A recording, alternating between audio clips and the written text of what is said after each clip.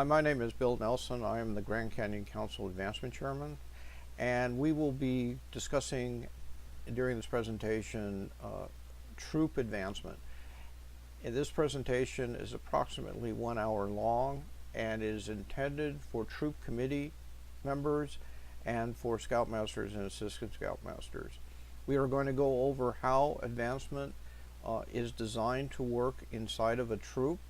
We'll go through a number of the national policies and procedures surrounding advancement, and we will try to anticipate common questions that come out of the advancement in a troop. If you are in any troop committee position, if you're a troop advancement coordinator or a scoutmaster or an assistant scoutmaster, this presentation is for you. Before we go to the first slide, let me just point out on this slide there is a guide on the right. This is the Guide to Advancement. It is the definitive source for all policies and procedures surrounding advancement in the Boy Scouts of America. So if there's ever a question about can we do this in advancement, is this allowed in advancement, how do I interpret this in advancement, what is the process to do such and such in advancement, this is the guide to go to for that information, and I will show you more information on that later. When we talk about advancement, we really should go back to, well, why are we here? Why do we have troops? Why do we have scouting to begin with? And so we look at the mission of the organization, and this slide shows that mission, which is to prepare young men to make ethical and moral choices over their lifetimes by instilling in them the Scout Oath and the Scout Law. This is a very large task. It takes years to do. Simply obtaining the citizenship merit badge is not going to instill these values. The whole process, the whole scouting process, instilling into the scouts for years, actually will help mold their character. We've been doing this for 100 years, and we've had a lot of experience with it. So it's a tried and true program to help develop good character in young men. So that's the role of all of the program, and advancement fits into that role as well. The thing that we need to remember is advancement is not an end in itself. When a boy goes to school, you want him to get good grades. You want him to come out of school knowing a lot of things. And when a lot of people start approaching Boy Scouts and they look at advancement, they say, okay, and the goal of the Boy Scouts is to become an Eagle Scout. Well, that's not the goal. If you go back to the previous slide, the goal is to build good character. So we don't care if he makes it to Eagle Scout as much as we care that he becomes a good man. So that's the goal. Advancement helps that in a lot of ways. It exposes the scout to different things. It exposes the scout to different people. It gives him challenges that are obtainable, that he needs to overcome to be able to advance. So it's a method amongst 7 other methods in the Boy Scout program to instill these values into a young man and to build good character. So, but remember, it's not the end in itself. The goal here is not just to become an Eagle Scout. The goal is to make a good man. Advancement is based on experimental learning, experiential learning. That means that he experiences things. We have him do things. We have him discuss things with other people. We have him hike certain places. We have him camp certain nights. We have him construct certain things. There are things that he needs to do, and as he experiences those things, he learns. It's not book learning. Boy Scouts is not school. And you need to make sure that you understand that, the scouts understand that, all the leaders understand it. You're not going to find any advancement requirement that says fill out a worksheet and hand it in and now you're going to get a merit badge, for example. That sort of process is a school-oriented process, and that's not what happens in Boy Scout advancement. In Boy Scout advancement, what happens is that the boy experiences things, and by experiencing and doing things, he learns and he grows. He will find in advancement and in the requirements things that might be hard for him to do. For some scouts, learning how to swim is a difficult thing for them to do. And so that is something that he needs to know how to do to pass first class swimming requirements. So unless he has a physical disability that would stop him from learning how to swim, he's going to have to learn how to swim, for example. He's going to need to camp overnight. For some scouts, camping is hard. Sleeping in the outdoors is something they've never done. So it's a new experience for them. However, these are surmountable hurdles. Advancement is created for boys who are 11, 12, 13 years old. The Boy Scout program is in that age group as far as what the requirements are. So they're surmountable hurdles, and the scouts can learn these things, gain confidence, and use the skills that they learn in advancement for more adventures later on. In Boy Scout advancement, the boys learn this, that there are 4 steps in Boy Scout advancement. And the first step is he needs to learn something. That could be learning how to tie a bowline, which is a type of a knot. He can learn how to do that, and somebody's going to teach him how to do that. The person who teaches him how to do that can be anybody. It could be himself. He learns it on his own. It could be another scout. It could be his parent. It could be an adult leader in the troop. We don't care. He learns how to do it. The troop should care. You should make sure, one of your responsibilities is to make sure that lesson happens and he learns how to do it. Then the next step is that he is tested. Now he's tested on scout ranks, he is tested by the scoutmaster or a scoutmaster's designee. And that designee can be anyone. The scoutmaster can appoint another scout to test him if he trustworthy scout that he knows will actually test the boy and see that the boy does this on his own. It could be anyone, that another leader that the scoutmaster has designated.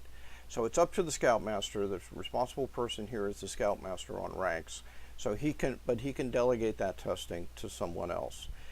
Once he's tested, we call that being signed off. So that's when you hear the term signed off in your book or signed off in Scout Book or approved in Scout Book.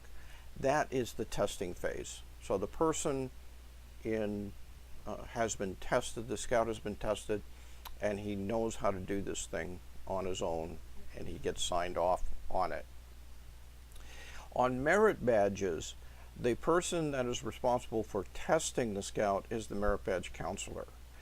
And it has to be an authorized, approved, and registered merit badge counselor for the badge that the boy is taking. It can't be the scoutmaster. The scoutmaster can't by default sign off on all merit badges. It has to be a registered merit badge counselor for the badge that the boy is taking. Now the scoutmaster can register himself. In our council, you can register yourself for up to 20 badges and sign boys off on those badges. But the merit badge program, we really want the boy to be exposed to different adults with different experiences in life, and that would encourage the scout to go into those fields that we talk about in the merit badges. So In that program, we'd like to have him go to merit badge counselors outside the troop or inside the troop and get approved, get tested. Okay, so he's learned something. He is then tested. He's then reviewed. Now, in review, that's what we call board of review, and that occurs at the unit level for the ranks, for all ranks except for Eagle. And basically what you're reviewing is to make sure that he was tested properly by somebody designated properly to test him, and that he had learned something, it was tested. That's the review. Basically that he has done the two processes, the two steps above, and that's all it is. You're not retesting him. You're not asking him, hey, tie me a bowline. He's already done that. Somebody's already tested him. He's been signed off. You can't retest him. What's done is done. Okay. The next step after that is he's recognized, and that means that he is given a recognition. Normally, that's a badge in the Boy Scout program, and he's given a badge at the next troop meeting as soon as the troop can process the recognition in the Boy Scout database. Now, currently that means that somebody in the troop needs to enter, after the board of review, enter the rank advancement in Internet Advancement, and that then puts it in the national system. So anytime after that, you can buy a badge and present it to the scout. We would like to have that done at the next troop meeting, and then at the court of honor, in front of all of the parents, you can recognize him again. The Boy Scouts have a card that you can present him that symbolizes the rank, and then he basically gets recognized twice. He gets recognized at the troop meeting, and then he gets recognized again at the court of honor. Okay, so the first step, getting back to those 4 steps, is he learns something. Most of what Boy Scouts are learning in the ranks between Scout and first class are skills, and we use a method called the EDGE method for teaching skills, and the boys learn this method as well. It's a pretty good method to teach a skill. The way you go about doing it is you explain something. This is how you do this. This is a bowline. You tie a bowline knot because it's a good knot to use to create a loop that will not slip, and it can be used for putting around a waist and hauling somebody up a cliff or up a embankment, and so it's also called a rescue knot. And so you give them an explanation. This is why you want to learn this thing and what it is. Then you demonstrate the knot. Okay, this is how you tie a bowline knot, and you just show them. This is how you do whatever it is that the skill is, and then you guide the scout through it. Let me help you tie a bowline. So go ahead and grab a piece of rope, and then this is, do this step first, this step next, and lead him through, guide him through tying a bowline. Once you feel comfortable that he knows how to do it, then you let go and you say, okay, you on your own tie the knot, and let me watch you tie the knot. And then once you've watched him do it, and you feel comfortable that he can do that, repeatedly, that he's learned it, then you can sign him off. And you can say, okay, you have now learned how to tie a bowline. That requirement is done. You can be tested now. Now, he can either go to someone else to be tested, whoever the Scoutmaster designates to test. If he's designated you that you can test him, then you can say, okay, since I've seen you do the bowline repeatedly, I will sign you off on the bowline. On the requirements, remember, once he is signed off on the requirement, he is done with that requirement. And there's a phrase we use in scouting: once it's done, it's done.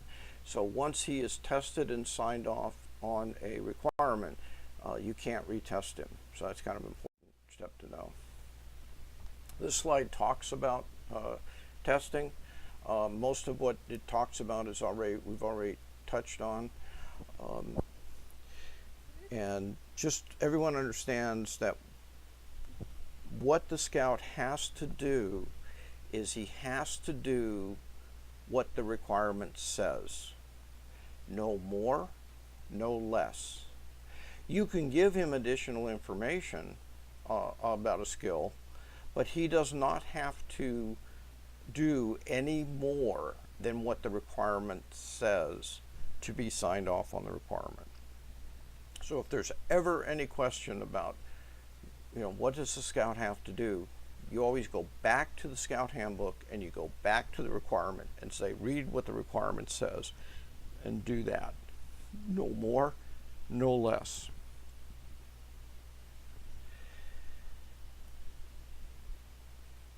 On the merit badge counseling, something to note is that merit badge counselors are registered by the council and the council committee. They are authorized to teach different merit badges by the council, and units leadership has no role in that whole process, except to maybe recommend qualified counselors and support their registration through the council.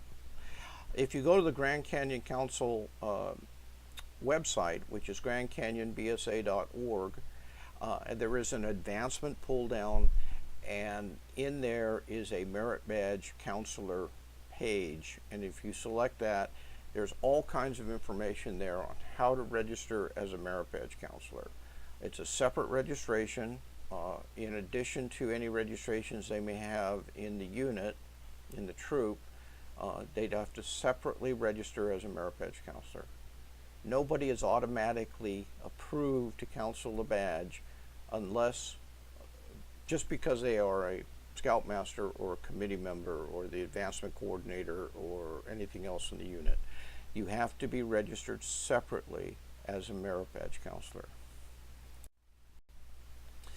Okay, on the review step again, after he completes all the requirements for rank, then they sit for board of review.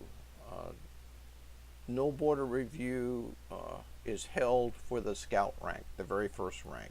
All he has to do is have the Scoutmaster Conference. Now, the Scoutmaster Conference is he needs to attend a Scoutmaster Conference. That's the requirement. He doesn't have to pass a Scoutmaster Conference. So just attending and talking with the Scoutmaster satisfies that requirement.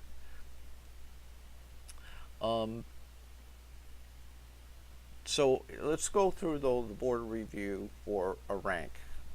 So for all ranks other than Eagle, and for Eagle Palms, the board is made up of 3 to 6 unit committee members.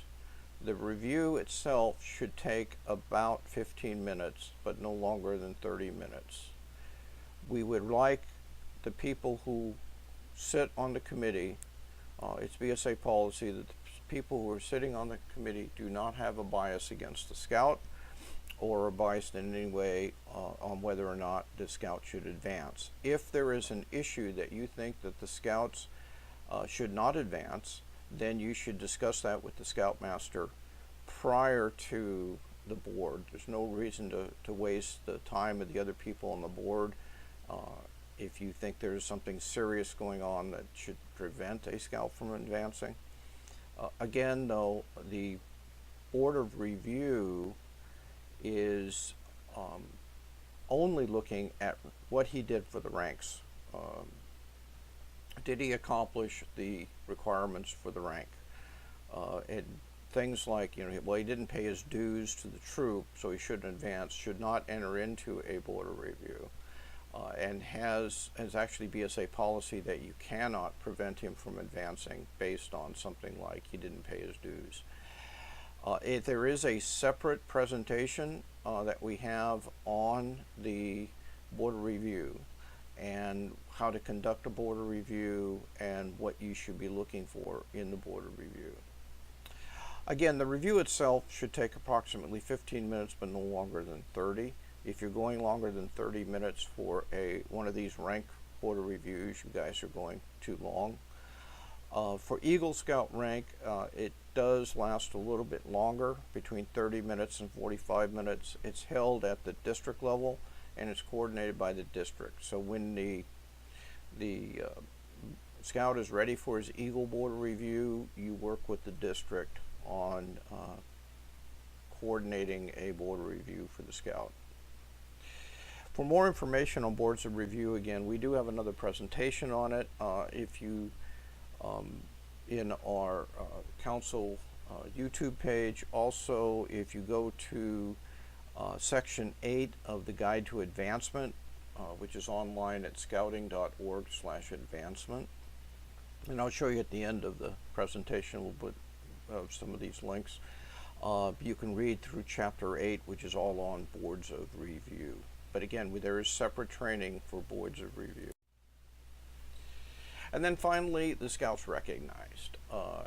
Recognition helps the scout be motivated to go to the next rank, makes him feel good that he's accomplished something, which he has. So you want to make sure you recognize him right away. Don't wait until the Court of Honor to recognize him. For an 11-year-old boy, waiting 3 months for a badge is a long time. Instead, give him the badge as soon as you recorded it at council, and then make sure that you recognize him again at the Court of Honor. And we're going to talk a little bit about unit advancement responsibilities within the committee and within the Scoutmaster and Assistant Scoutmaster levels.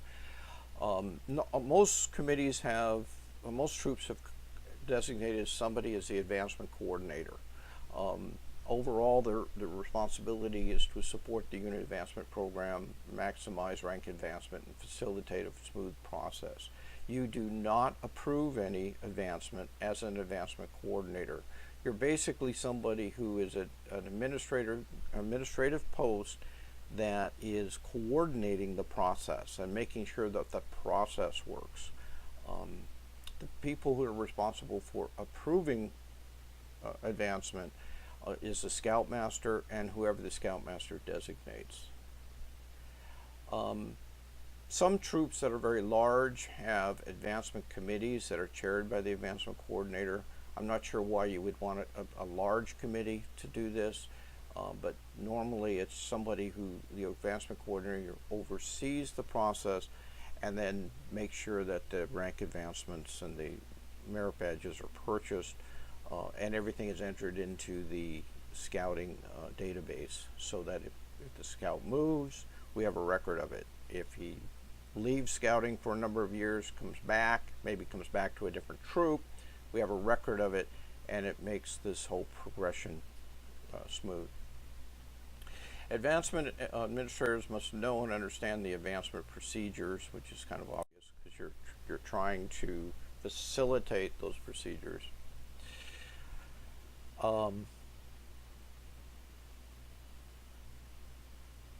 It's important for parents and scouts to understand that the advancement process, what the requirements are for each rank, and the importance of making first class within a certain period of time.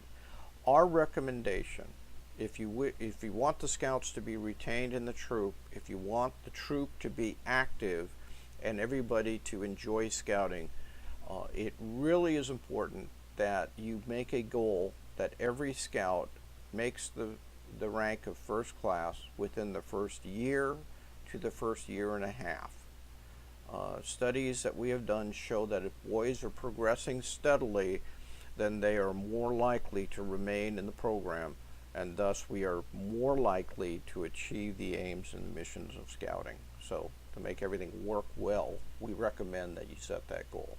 1 year or a year and a half to make first class. Courts of honor should be scheduled to meet the advancement needs. Normally it's about once a quarter that you hold a court of honor. And again, a court of honor is where the parents and the scouts get together and the scouts are recognized for their achievements and their activities in front of the parents for what they've done. And that should be very similar to a PAC meeting, but it's held less often. It's held about once a quarter for a Boy Scout troop. The unit advancement coordinator is usually responsible for reporting advancement to the local council and for purchasing the ranks and badges for the awards. The advancement coordinator helps to facilitate the courts of honor. Often the troop has the scouts actually MC the court of honor and put together the agenda for the court of honor. There's actually a communications merit badge has a requirement for a scout to do that.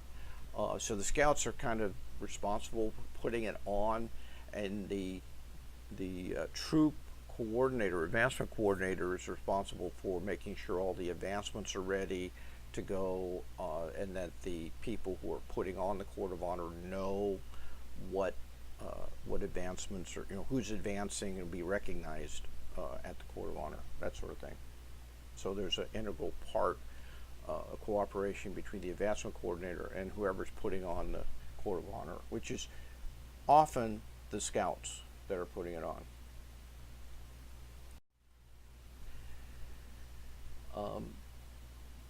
Since you are the unit advancement coordinator, is the person who is making sure the process works, that they work closely with the unit leader in establishing the practices for their troop to make sure that the scouts get to first class within the first 12 to 18 months.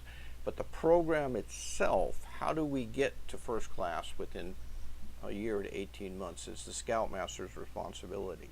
Scoutmaster is responsible for program, and so to get the scout to first class is a program responsibility, and the Scoutmaster needs to do that. But he needs to know that the scout needs to get to first class. All the scouts need to get to first class within their first 12 to 18 months.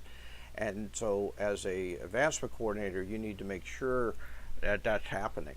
Tracking the boys' advancement and letting them know, hey, you have a lot of boys that are still second class and need to get a hike in. They don't have a hike, so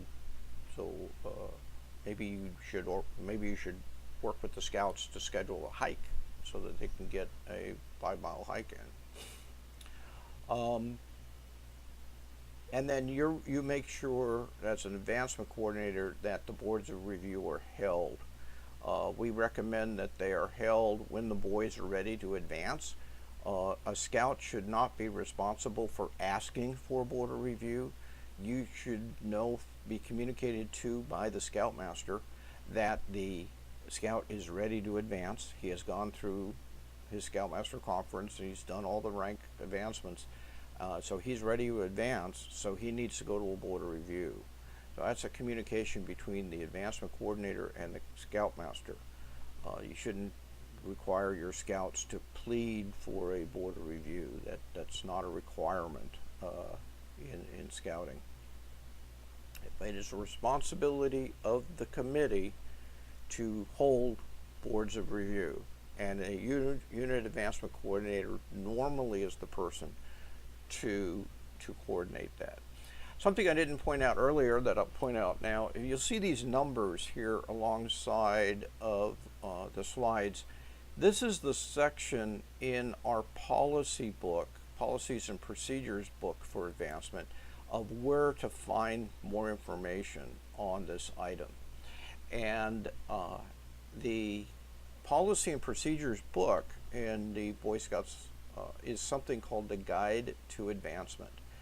And if you go to scouting.org/advancement, you will go to a page that is the national site for advancement, and that's at scouting.org/advancement. And you'll see something there that says Guide to Advancement. That's the policy and procedures book for how to do advancement. It doesn't have the requirements in it, but it has the process and the policy behind advancement. And so it has different sections, and that's what this number indicates. It indicates that this is in Chapter 3, Section 003. It has this information about the Unit Advancement Coordinator.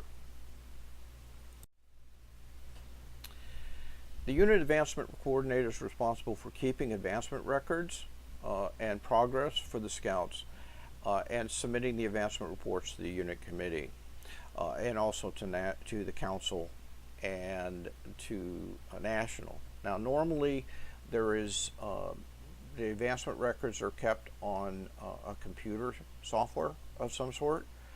There's a lot of different popular brands out there. Troopmaster has, I think Troop Tracks is another one. Scout Tracks is another one. The BSA has a advancement tracking software that they offer as well, which is called Scout Book. And I may refer to Scout Book here or there. It is a place to put the advancement records for your scouts, and it holds that information for you, so you can look at it, and the parents can look at it, and the scout can look at it, and the leaders can look at it. It's called Scout Book. If you want, you can find it at scoutbook.com. It doesn't currently sync with the national database, which is now what we call Internet Advancement. You would go into Internet Advancement and enter the Scout progression. There's a way from the software packages to download a file of the advancements and then upload them to Internet Advancement. And you would do that, or you would just enter it into Internet Advancement. Once it's in Internet Advancement, then it is in the national database. The advancements are in the national database. And it is a responsibility of the unit advancement coordinator normally to get that information into the national database and then print out a report from Internet Advancement that you can bring to the Scout Shop and purchase the awards, purchase the ranks and the merit badges. Now, Scout Book is it's actually in a pilot stage as we speak. This is in early June of 2017. They are going to offer a sync so that once you put something in Scout Book, it is in the national database. That is actually in pilot mode right now. We expect it during the summer of 2017 to be released completely. And so then when anything you put into Scout Book is entered, it's in the national database. And there'll be a report that you print from Scout Book and bring to the Scout Shops and buy the advancement awards. So in that case, you'll have only one piece of software to worry about, Scout Book, and you can track your units using that tool.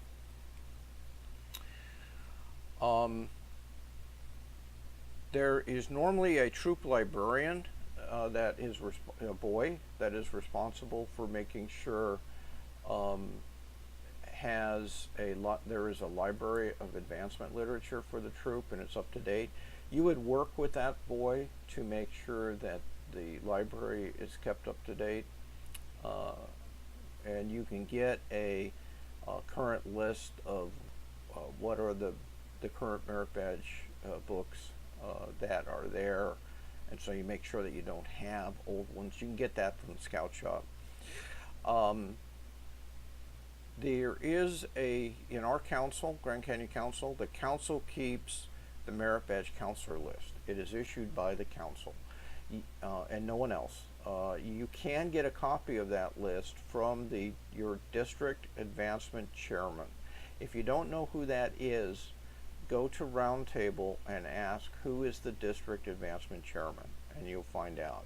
That person receives an updated list on a regular basis from council and can share that list with you. If your troop uses Scout Book actually has that list on it, and from your troop page towards the bottom, committee members and scoutmasters and assistant scoutmasters can see that merit badge counselor list from the troop page in Scout Book, and it's towards the bottom of the page. One of your jobs is to learn about and promote awards and recognitions. So other than ranks and merit badges, the Boy Scouts of America have a number of awards, and a number of recognitions that the boys can earn. Um, and if you go to scouting.org /advancement, you can find what those awards are, and you kind of familiarize yourself with. There's the BSA Lifeguard Award. There's the 50-mile hiking award, 50-mile canoeing award. Lots of awards out there. There's also a book that is available from the Scout Shop called the Boy Scout Requirements Book. That book is updated every year around the end of January, the beginning of February, and it has most all of the awards and recognitions, as well as all of the merit badge requirements in it, in all one book. You can take a look at that. It's not very expensive, and that has all of that in a book form. Scout Book, again, the software, has most of the BSA awards and recognitions in it as well, and what the requirements are, and you can look there to see what awards and recognitions are available. We talked about reporting the advancement to the local council using internet advancement, and you should be updating that.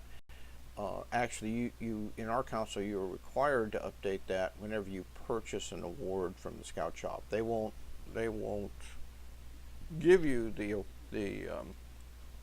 rank badge or the merit badge unless you present them with the paper report from internet advancement saying, yes, I entered it.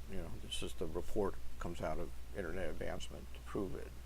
And again, when you have the Scout Book advancement sync this summer, you'll be doing the same thing, printing out a report and showing it to your Scout Shop. All advancement for calendar year must be recorded during the year to count for the Journey of Excellence. Now, the Journey of Excellence is a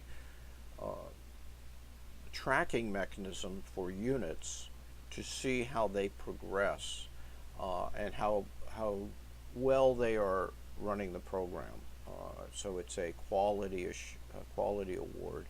You earn it as a unit every year, and it has a worksheet that you work with that helps you compute your score, Journey of Excellence score, and to show how well you're doing as a unit. Your advancement needs to be in for the calendar year to get recorded for that award. That's what that's talking about. We talked about Scout Book and that you don't have to use an electronic advancement tool. I mean, you can try to record everything in the Boy Scouts Handbook.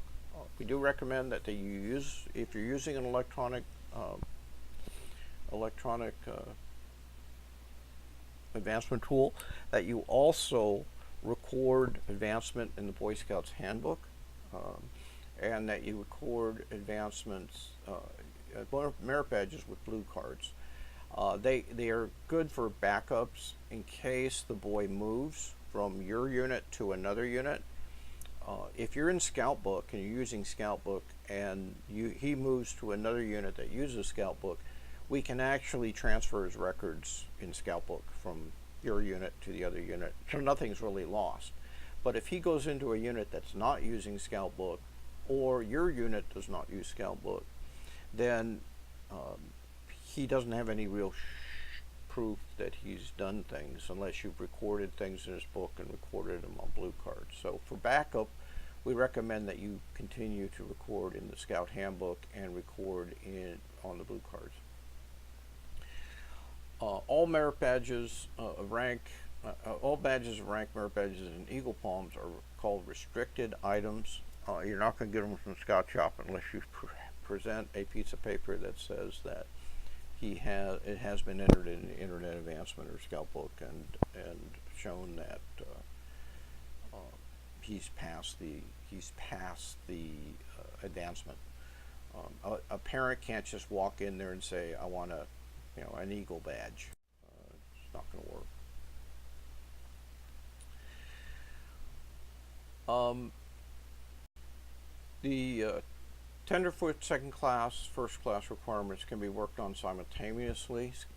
Those first four ranks he can work on simultaneously. He does not have to do scout first, then tenderfoot, then second class, then first class requirements. He can work on all of them at the same time, mix and match them. But they need to be earned, actually go to this board of review in order. In other words, he can't earn, okay, I'm done with all the second class requirements, so I'm going to earn second class, but I haven't earned tenderfoot yet. So he can work on all the requirements at the same time or mix and match them, but he needs to progress from scout to tenderfoot to second class to first class in that order. Now, if he gets, let's say he's done all the scout rank and all the tenderfoot rank requirements, and he's ready for a tenderfoot board of review, what we recommend is that he go through the tenderfoot, the scout and tenderfoot, and make sure he understands that he's going through a tenderfoot board of review, and not a scout board of review. Let's say he did tenderfoot and second class requirements, so he's ready for actually two boards of review at that point, and we would like you to actually hold two boards of review. We'd like you to hold a tenderfoot board of review and then a second class board of review, and maybe made up of different people, so that he knows he's progressing from rank to rank to rank. Star, Life, and Eagle ranks must be earned in order. You can't. You can work on the requirements for Star and Life, but there are certain requirements that say, well, since you were a Star Scout, you have been in a position of responsibility for 6 months to become Life. Well, that requirement cannot be satisfied until they were through their Star Board of Review. So in certain requirements, they cannot work on them in parallel. They have to actually wait for the previous rank to be awarded to them. Well, not awarded, but the board of review to be done. Once they pass the board of review, then the clock starts ticking for the next rank. That's for Star, Life, and Eagle. And you'll see more by looking at the requirements in the Boy Scout handbook for those ranks. All rank requirements must be passed exactly as written, no more, no less. We've talked about that. Keep that in mind. No one is authorized to add to the requirements. The only people that can add to requirements are the National Advancement Team with the approval of the National Executive Board. Okay, so that's not me, that's not you. The unit is not authorized to add anything to the advancement requirements. You cannot say for example, that he must have his dues paid up to become first class. That is not a requirement. You will not see that in the Boy Scout handbook. So you cannot, as a unit, require that. You cannot, as a unit, say that a boy must complete a merit badge within a certain period of time. Merit badges, once started, the boy has until he's 18 years of age to complete the badge. You, as a unit, cannot change that.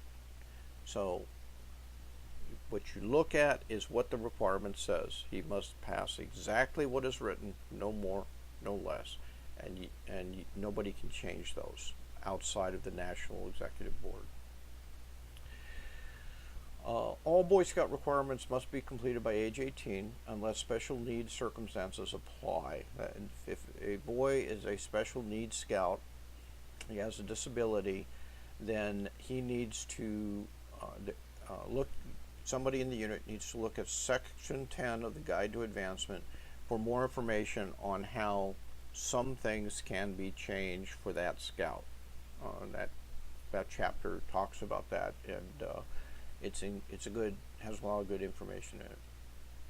Time extensions for Eagle Scout rank may be requested in exceptional hardship situations. Basically, that means that if an event occurred outside of the boy's control, and he is getting to be 18, and he's not Eagle, and he needs a time extension to finish the rank of a limited amount of time, 2, 3, 4 months, something like that. And he was, let's say, in a car accident, and he was laid up for 6 months. That may be in the realm of possibility where we could grant him a time extension. It has to be appealed to council. We have to appeal it to national before anything like that is given. Bottom line is he shouldn't be waiting until he's 17 and 9 months to finish his Eagle. We really recommend that the Scouts finish their Eagle in their freshman year of high school or in the next year. Don't wait any longer than that. Life becomes way too busy, and the panic at the last minute at age 17 and 6 months it makes the whole experience a bad experience for the Scout, makes it a bad experience for his parents, makes it a bad experience for his unit leaders. So procrastination is not a good thing for Eagle Scouts. Let's talk a little bit more about merit badges.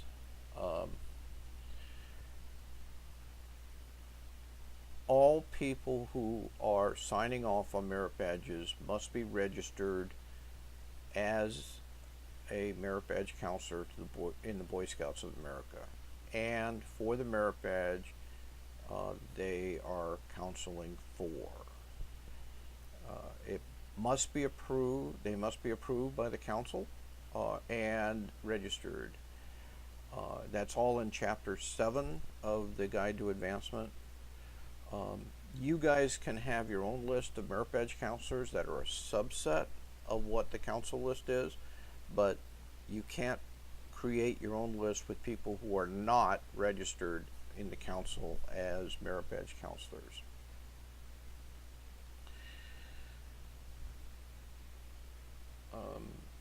We talked about the list and how it's handed out, and so when they say the advancement coordinator maintains the current list, basically it means that you have access to it and that you can share it. Don't share it with parents. The process is that the Scout, let's say the Scout needs to find a merit badge counselor. The process is the Scout goes to the Scoutmaster and asks for a merit badge counselor for fingerprinting or whatever the badge is.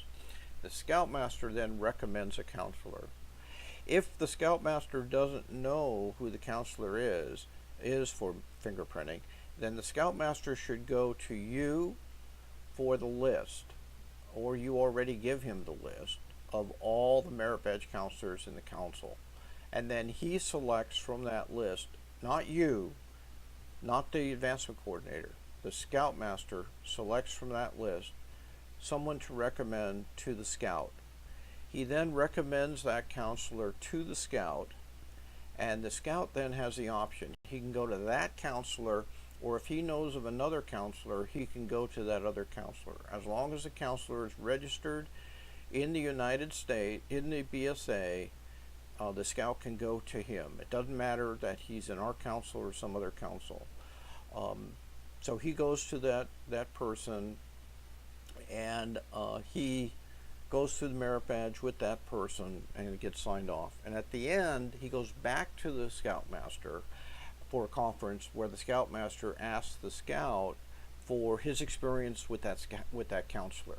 And that way the Scoutmaster kind of understands, is this a good counselor, is it not a good counselor? If it's not a good counselor, he's not going to want to send another Scout to him. So that's kind of the process. So we don't want the list to go to the parents. We don't want the list to go to the Scout. We want the Scout to go to the Scoutmaster for recommendation. Merit badge counselors must be over 18. And this is something that a Scout who's just aging out of the troop can do, is being a merit badge counselor. He should have recognized skills We really would like to have the counselors be somebody who's interested in the subject and has some skills in the subject area. When the scout goes to the counselor, he needs to go make sure that there's more than just the counselor there. Our youth protection guidelines require no one-on-one adult scout interaction, so somebody else needs to be with the scout. So that's what buddy system means. It doesn't mean that the other person has to be working on that merit badge. He could be just there as a buddy. He could be actually anybody with him. It could be his parent, it could be another scout, it could be a scout leader, it could be somebody else. We just don't want one-on-one interaction between an adult and a scout. And that's when they're talking about buddy system. Again, if you go to the Grand Canyon if you go to the Grand Canyon webpage, which is grandcanyonbsa.org, and in the advancement section, there's a section there on merit badge counseling. Go and read through all of that, and there's a video there you can watch on a merit badge counseling orientation. It's another 45-minute video, but it'll give you an idea of a good idea of what it takes to be a merit badge counselor and all the rules and regulations dealing with merit badge counseling. If you're an advancement coordinator for a troop, I recommend that you watch that video so that you understand what it means to be a merit badge counselor and that whole process. And again, to get to that page, you go to grandcanyonbsa.org, and there's a pull down for the advancement section, and then select merit badge counseling. So I'll wrap everything up here. Make sure that your troop is encouraging your scouts to learn new skills and explore new subject areas, and they'll get that with advancement. So encourage advancement. Advancement provides a tangible reward for hard work, helps build confidence, facilitates the scout personal growth, and provides a method to further the aims of the Boy Scouts of America. This is our final slide. It has the contact information. If you go, so for review, if you wanted to get to any requirements, let's say you wanted to look at merit badge requirements, or you wanted to look at award requirements for different awards, you can find that information at scouting.org/advancement. So that's the web page to go to for the most recent merit badge requirements and most recent rank requirements. Also at that page is a link to the Guide to Advancement, the online version. So if you want to look up policies and procedures that are listed in the Guide to Advancement, you would go to that page. So that's the national website for advancement. In addition to that, I talked about the Boy Scout Requirements book, which comes out once a year. It's available at the Scout Shop. It has the current requirements for all the merit badges and for the most popular awards for the Boy Scout program. The Boy Scout Handbook obviously has the rank requirements in it and is a place to record signatures as people get signed off for things. We did talk about Scoutbook, which is at scoutbook.org, which is a tracking software. And for more information on our council, how we sign people up as merit badge counselors, for example, is at grandcanyonbsa.org in the advancement section. And again, here's my email address. Feel free to send me an email with any questions. I'd rather have questions come now and get resolved rather than problems crop up later. So feel free to send me an email with your questions. Well, that's the end of our presentation. It lasted about an hour. I hope it was worthwhile for you and that you all have a great scouting experience.